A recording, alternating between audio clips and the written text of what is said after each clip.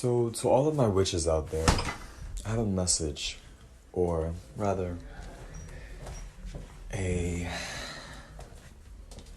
just something that I want you to think about. No one brought this to my attention. It's sort of just been on my mind, and it actually occurred while I was holding one of my candles to my Congo spirits. I know, and I hope everyone else knows by this point, watching all of my videos and getting to know me, that spirits don't change just because they die, or people don't change just because they pass on. This implies that anyone who is suffering from a trauma or mental illness, oftentimes as a spirit, they're either still traumatized or they literally can't receive our prayers because they are vibrating so low because they're just spiraling down. So, when I pray to my ancestors, I don't bother them with my troubles. I don't tell them, hey, I need you to do this for me. I also don't remind them of possible traumas that they may have been through. So, I don't really go to my ancestors to ask them for help with anything if it isn't to guide me. And usually I don't tell them the situation, I just ask for guidance. Oftentimes I've experienced that their guidance can come a little corrupt. And I realize that it's because of their ideologies and how they grew up. Their experiences, what life taught them to think like. And I realize that sometimes I don't want to think like that, or I don't want to act like that. So I've learned to just not tell my ancestors my problems. I just honor them and thank them for everything that I have. The most important thing to me is raising my ancestors' vibrations, praying for their peace. I don't bother them with troubles anymore. I do that to my guides. That's why they're my guides.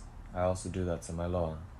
They're capable of handling the toughest of situations for me, as well as helping me go through anything I'm going through, or get through anything I'm going through.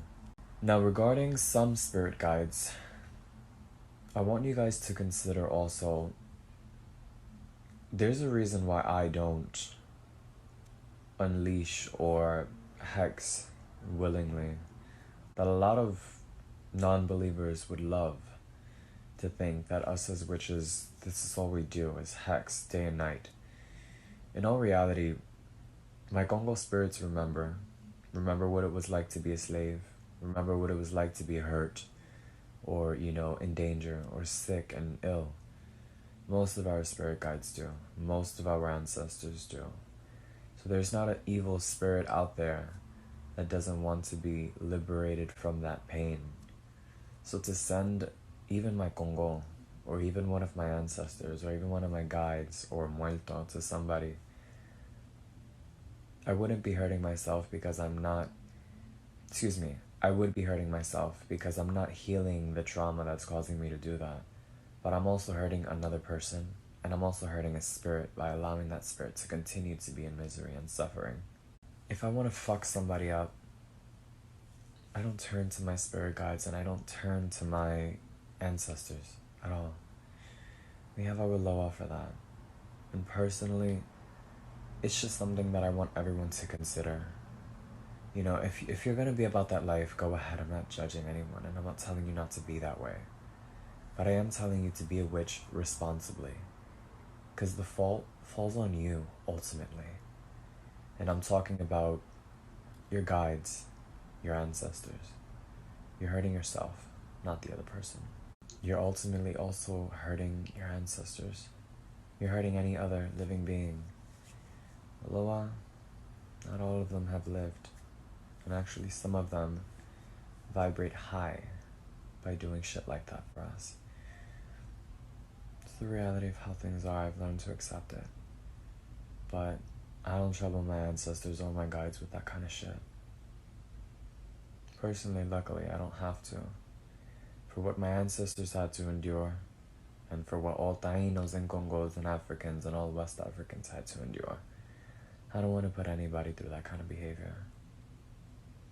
Now, if you're a witch that's responsible and you listen to my videos, it's just something I want you to think about. Take care of your spirits, they take care of you. Don't bother them with certain shit that you know that you can be handling yourself.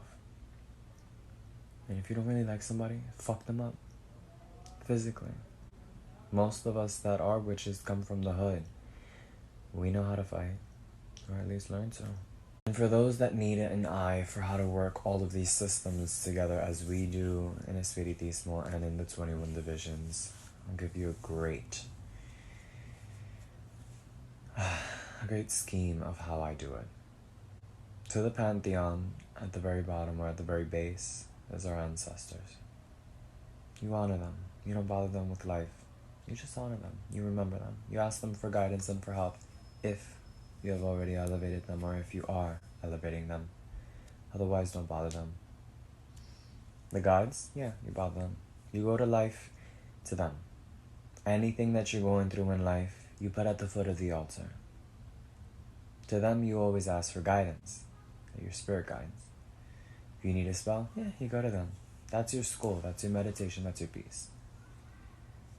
You need something bigger, a fate changed, prosperity, a home, to get out of the country or to find a really rich or whatever kind of lover.